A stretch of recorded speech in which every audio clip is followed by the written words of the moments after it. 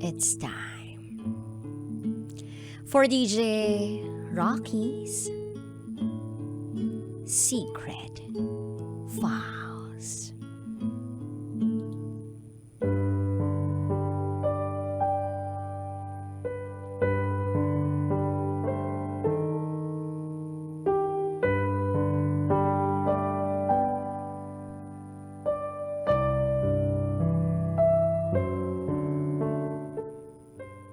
Yung taong pinagsasabihan ko kung paano ako niloko, ay niloko rin ako.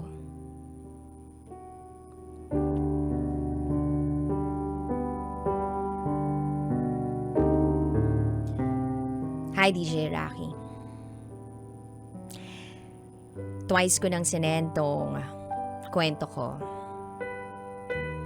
And I'm hoping na mabasa mo ang aking kwento.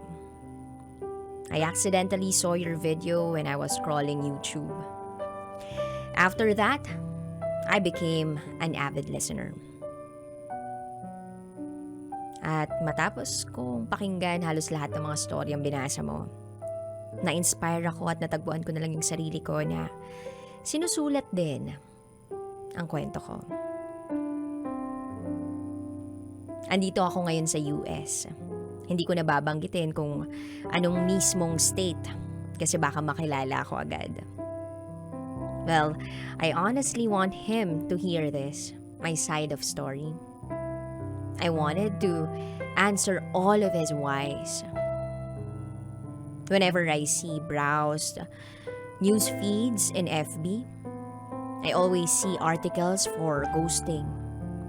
And I know I once ghosted a person before. Wala kaming closure and until now, nababahala pa rin ako dahil doon. Hindi ako pinatatahimik noon. Itago mo ako sa pangalang Rue. And this is my secret file. By the way, itago natin siya sa pangalang Anton. We met at one of the biggest BPO companies in Parañaque. Ako yung senior niya kahit age ko lang noon, I think was 19 at siya naman 25. Hindi nga pala ako yung typical girl na sobrang maarte. Kung anong mabunot sa cabinet, yun ang suot ko. Jeans, t-shirt, rubber shoes, ganun lang yung typical get-up ko. And sa ganung OOTD ko, cute na ako sa sarili ko. I don't even wear makeup, DJ Rocky. Powder lang, sapat na. No boyfriend since birth, never been kissed, ganarn. Di pa nga ako nagsusuklay ng buhok eh. Basta maiband ko lang sa tuktok ng ulo ko yung buhok ko, okay na kahit sabog. Basta I don't care. Cute pa rin ako. At nag-work ako ng maayos. And one time, just a typical day, my gay best friend, tago natin siya sa pangalang Paul, caught my attention. He told me that we got a new coworker. Sa totoo lang, hindi ko alam kung mag-isa lang ba siya noon o may kasama ba siya kasi yun lang yung naalala ko eh. Kami ni Paul yung maingay sa floor. Well, siya talaga. Pero sige, ako na rin. Kami yung pinakabata sa lahat pero hindi naman sa pagmamayabang ha. Lagi pa rin kaming napapasama sa Employees of the Month. We were working that day and then suddenly, may umupo doon sa pinakadulong seat. Paul told me that he's the new one. Malabo ang mata ko, DJ Rocky. Side view pa ang nakita ko kaya hindi ko siya masyadong naaninag. Pero alam ko, naka-ponytail yung buhok niya. Sabi ko sa sarili ko, ay, wow, long hair si kuya. Yun lang. Marami akong crush that time pero never ang pagbo-boyfriend na naging priority ko. Because I was the breadwinner of our family that time. Yung time nga rin na yun, ay kinakarir ko si Paul, na gay best friend ko na maging tunay na lalaki. Kaso hindi kinaya ng powers ko. Sabi niya, hintayin ko na lang daw kasing ibang tao ang lumapit sa akin. Kasi pag siya daw ang inintay ko, para ko raw hinihintay mamunga ng santol ang santan. Ayun, nag-move on na lang ako. Tanda ko pa that day na siniko ko yung isa naming kasamahan at iniinis ko pa doon kay Anton. Akala ko kasi nasa 30s na siya dahil nga hindi ko maaninag yung face niya. So anyway, months passed. Okay naman. Smooth ang lahat. Then one time, nagpatak-patak kami ng mga friends, co-workers kung bumili ng lunch sa ibang restaurant kasi nagsasawa na kami sa food ng canteen. At dahil marami kaming extra food. Being the bunso doon sa office namin, pero pinakamakapal ang mukha sa floor, sort of, ako ang nag-alok sa mga co-workers ko. Bit-bit ko ang tray habang nag-aalok ng food sa kanila. Ang ingay ko that time. Pero alam ko sanay na sila sa akin. And then inalok ko si Anton. At yun yung first time na makita ko siya ng malapitan. Chinito, maputi, long hair at ang cute pala ng mukha niya. Alam mong hindi nahihirapan sa buhay o sa madaling salita, rich kid. Tapos yung buhok niya mas shiny, shimmering, splendid pa kumpara sa buhok ko. In short, gwapo si Kuya. Laman siya ng peg. At doon ko na-realize na hindi pala siya nasa 30s kasi ang bata naman pala ng mukha. And inamin ko, medyo natigilan ako pero dahil nga mas lamang ang pagkaisip bata ko noon kaysa sa paglandi, inalok ko na lang siya with a smile. Pero tumanggi siya. Arte lang nasabi ko pero nakasmile naman siya kaya ooks na rin naman. So after that encounter, medyo parang nabawasan yung wall namin. Pag meron siyang hindi marinig sa work or kailangan niya ng tulong sa files niya, tinatawag niya ako. Nagulat pa ako kasi ang tawag niya sa akin is Idol. Idol kasi raw ang bata ko pa pero idol na nga raw ako that time. Direct to clients na yung mga gawa ko and lagi pa kaming nasa wall of famer ng friend kong si Paul. O diba? Achieve na achieve ang confidence ko that time. And after that, dun ko nalaman na mabait pala si Anton. Hindi lang siya gwapo. Landi ko, no? So fast forward, nag-lunch kami ng mga kasama ko sa kantin. Puro kuyas and editor namin yung nandun. Wala kaming mga kasamang chika babes. Lalaki rin kasi ako kung ituring ng mga kaibigan ko. And then nagkwento yung editor namin. Itago natin siya sa pangalang Sir Ju. Ang kwento niya ay tungkol kay Anton kasi napapadalas na rin yung pagsasama nila. Sabi niya, meron daw crush si Anton sa floor. Napatingin lang ako sa kanila. Medyo curious pero hindi ganun ka-interesado. Sinabi lahat ni Sir Ju yung magaganda sa floor kay Anton. Co-workers, mapa-supervisor, editor na super ganda, mga maputi, sexy, matalino. Hindi nga ako sinama ng loko-loko dahil hindi naman daw ako babae. Pero okay lang kasi gwapo naman daw ako. Di ako tumangutango na lang kasi lahat ng sinabi ni Sir Ju talaga nga namang walang tapon. Super okay. At crush ko nga rin yung mga sinasabi pero hindi naman ako tibo. Marunong lang mag-appreciate ng maganda.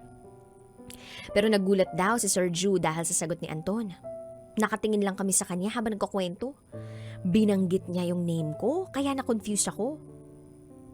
Sabi pa nung isang kasama namin, "Sinong Ru?" Sabi ko, "Oo nga, sinong Ru? Ako lang naman yung Ru sa floor namin." In case sa ibang floor ang sinasabi niya dahil imposible naman kako na ako. Pero sabi ni Sir Ju, ako raw talaga. Tapos sinang-ayunan pa ni Kuya Bel. Natigilan ako at natawa kasi parang imposible talaga eh. Sa lahat ng mga nakakasama niyang babae na super okay manamit, ang gaganda, tapos ako talaga, hindi naman ako pangit. Pero nung time na yon, I was just 19 years old. Cute lang yung tingin ko sa sarili ko, as in cute lang. Ang alam ko, it's a prank talaga. Kung ano-ano pang chuchu yung mga pinagsasabi nila sa akin. So, ano namang gagawin ko, di ba? Ma-flatter ako? Si Anton, alabang boy, de kotse. Tapos sabi nila, half Pinoy, half Thailander daw, with own business. So dun pa lang, alam ko, it's a prank na magugustuhan niya ako. Guwapo and rich kid? No. Not my type. Jologs ako at hindi ko taste yung mga ganun. Pero naniwala na lang ako nung yung manager namin ang nagsabi at inasar na rin ako. Kaya lang kasi hindi talaga ako makapaniwala eh. I cannot talaga. And then, eto na. Yung nagsisink in na sa akin ang lahat, dun siya nag-resign. He went to Middle East to work as a nurse. Yun pala talaga kasi yung passion niya. Natawa ako dun. Yun doon ko palang na-realize na may nagkakagusto pala sa akin. Dun pa nawala. Never din naman niya akong tinext or tinawagan kaya feeling ko it's a prank. Naprank ako ng sobra pero okay lang. Hindi naman ako umasa. Fast forward. After 2 or 3 years, nandito na ako sa US. Meron na akong boyfriend. First boyfriend actually. But just like other relationships, hindi nagtagal. Nabokya ako. Sobrang hurt ko noon kasi siya yung first ko. Pinaramdam niya sa akin na parang basura ako na wala akong worth. Yung sobrang taas na ng confidence ko tapos biglang nag-fluctuate. Sagad sa baba talaga, DJ Rocky.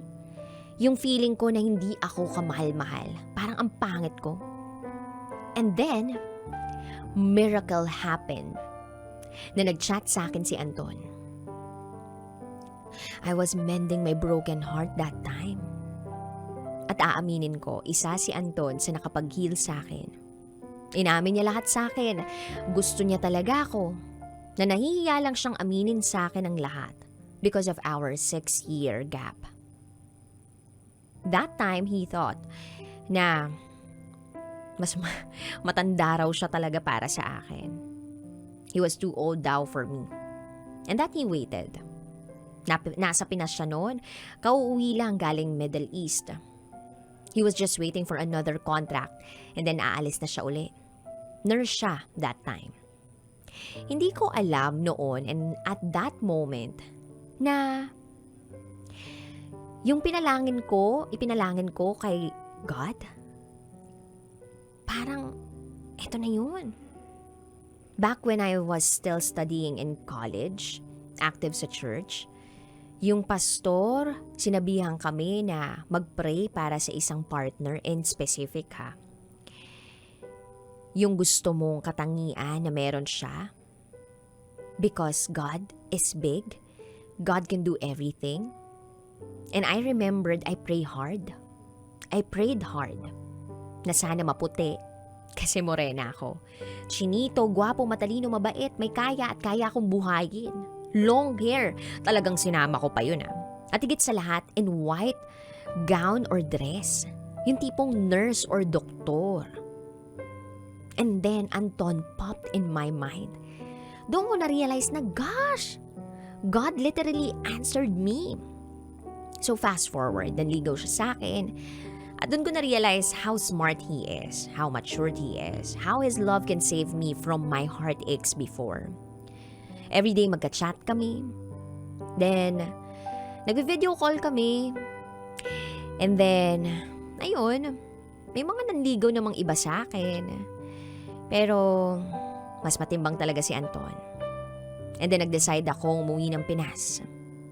Sabi ko nga, hindi man ako masyadong confident in front of him. Hindi ko alam kung bakit.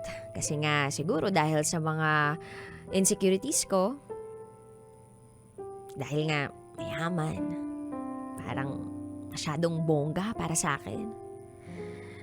He's 28, got his own business, head nurse, living in Alabang, may kaya sa buhay, Englishero, gwapo. While ako ito, morena, may peklat sa tuhod, jologs.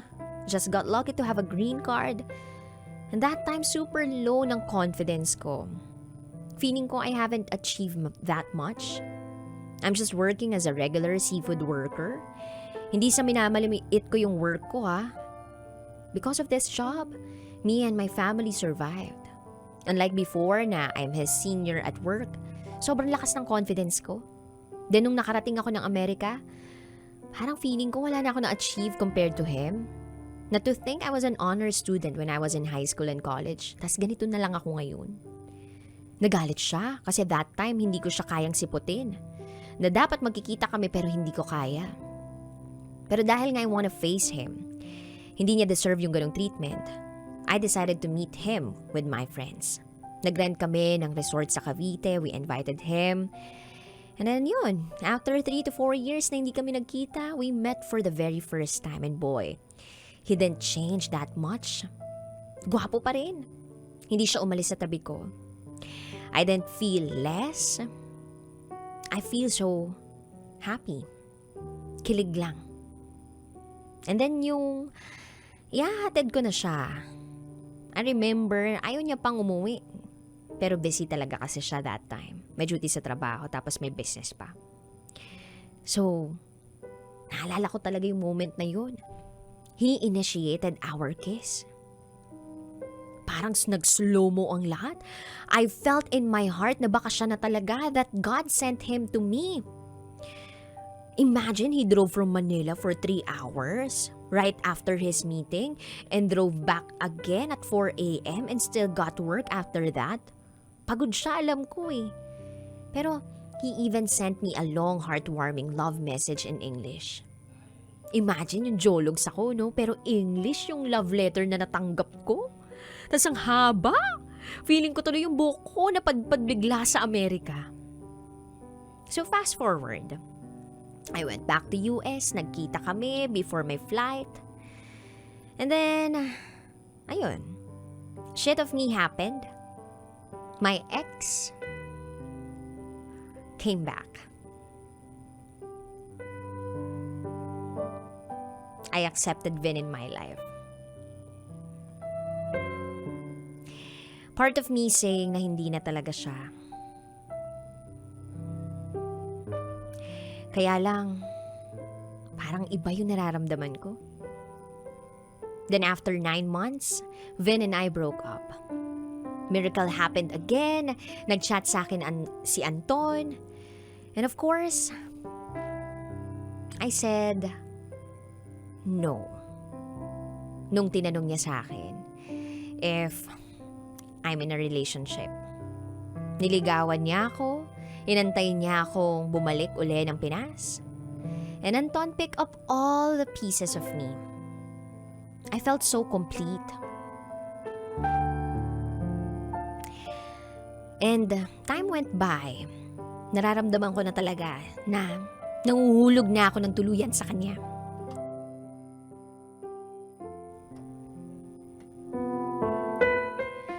Sa totoo lang, kahit wala naman akong sabihin yes sa kanya, I knew deep down in my heart na kami niya. It's just formality. We were so happy. Sobrang happy namin. Every day, nagbe-video call kami. All my insecurities were all gone. And just when I thought na siya na talaga, a woman chatted me. I think it was around June 2017, hindi ko na maalala. Itago natin siya sa pangalang Lynn. She asked me if kilala ko si Anton and I said yes. Tinanong niya ako kung in a relationship ba kami and I asked her why. Sa isip ko bakit siya nagtatanong? Ang lakas ng kaba ko nung time na yon. Parang it was like before. Someone's going to ruin our relationship and I was right. She then started sending me their pictures together, having a date, happy. Ay grabe, napaiyak na lang ako. Yung akala mo na nagkakaintindihan na kayo. Akala mo okay na ang lahat. Yung tipong siya yung bumuo uli sa'yo, yung pinagsasabihan mo kung paano ka na niloko, ay niloko ka rin. Na he would cherish me, na hindi niya gagawin sa akin yung mga bagay na naikwento ko sa kanya before, but I felt so betrayed. Para kasing paulit-ulit na lang ako niloloko. So that time, finorward ko lahat ng message ni Lynn sa kanya, and I deactivated my Viber. I blocked him in my messenger that time, and I was so devastated. Nakatanggap pa ako ng chat from his best friend. Sabi, pakinggan muna yung side niya. So in-unblock ko. He was crying all day and he was sorry. At dahil sa sobrang rupok ko rin, in-unblock ko nga talaga. I wanna hear everything from him. Inamin niya lahat sa akin ang totoo. Ang tapang niya na inamin niya lahat. He even gave me his FB's password. At hindi naman daw talaga niya binura yung convo nila ni Lynn para raw makita ko lahat. I was touched, but at the same time feeling ko sinasaksak ng ilang beses yung puso ko. I've read all their messages. Ang sweet niya rin dun sa girl ha. Tapos, every time pala na ibababa niya na yung call namin, dun naman siya sa kabila tumatawag. Nabuhay na naman yung insecurities ko. My confidence dropped again. Co-worker sila. She's also a nurse in the Middle East, which is also my dream. Pangarap ko maging nurse, makasama siya, mahawakan siya, pero si Lynn, siya mismo ang nakakagawa nun kay Anton. So, I almost gave up. After a week ata, nalaman kong nag-transfer si girl. At, yun, kumalma ako. Sobrang nagsorry siya sa akin. Nag-video call sa akin si Anton. And then, ayun, hindi ko na maintindihan yung sarili ko. It's not the same anymore. Yung trust ko, wala na. Iniisip ko na every drop ng call, he's gonna call someone else. Sinarili ko lang yun, DJ Rocky. I was so afraid. Dumagdag pa si Vin na sunod ng sunod sa akin. Yung effort na dating hinahanap ko, lahat ginagawa niya rin. Pareha silang bumabawi sa akin pero malakas pa rin yung utak ko na sinasabing si Anton ang dapat kong paniwalaan. Fast forward, dumadalas na rin yung away namin ni Anton. And then, my insecurities kick in again. Kasi may ibang pinuntahan si Anton. Thailand. Tapos naisip ko, bakit hindi ako yung pinuntahan niya? Bakit someone else pa? And I found out na si Lynn yung kinatagpo niya sa Thailand. Sabi niya kasi magbabakasyon lang siya.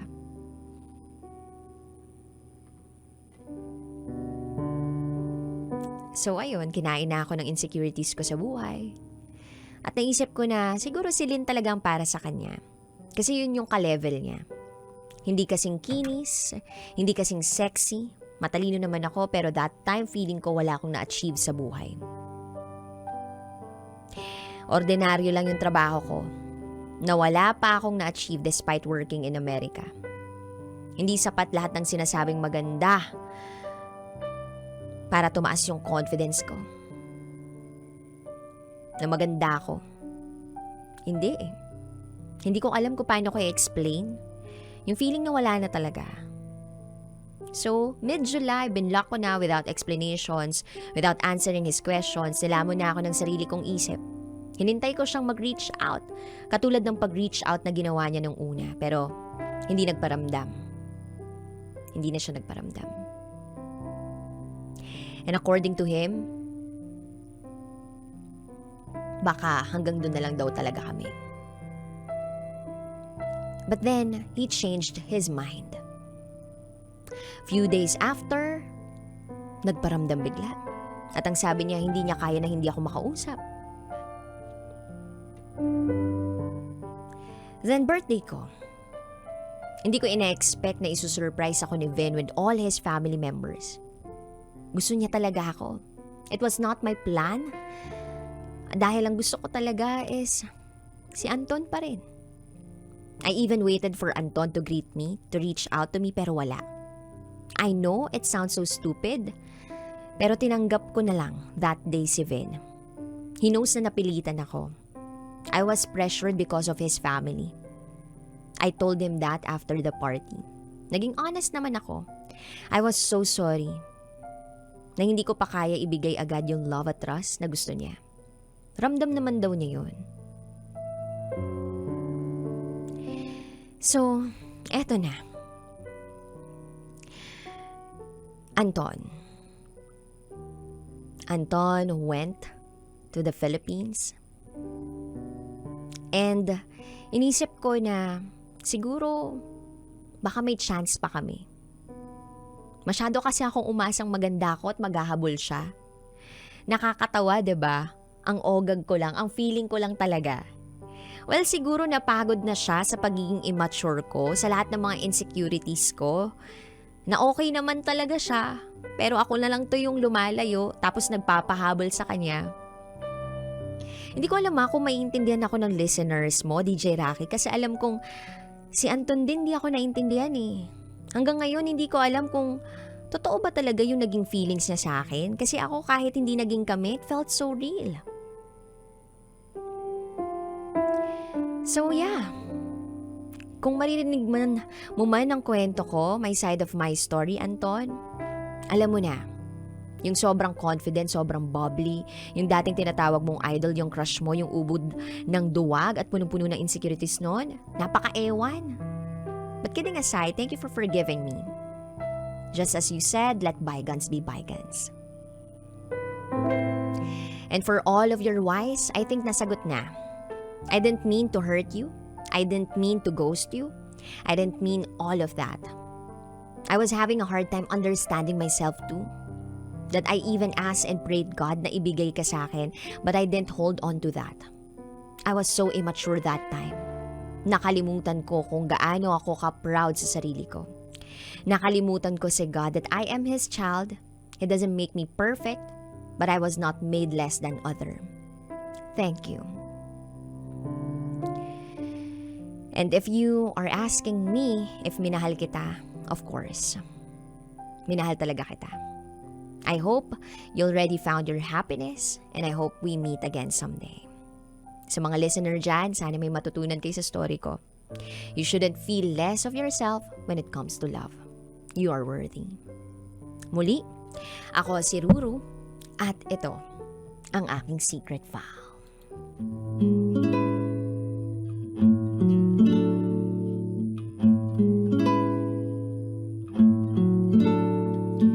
That secret file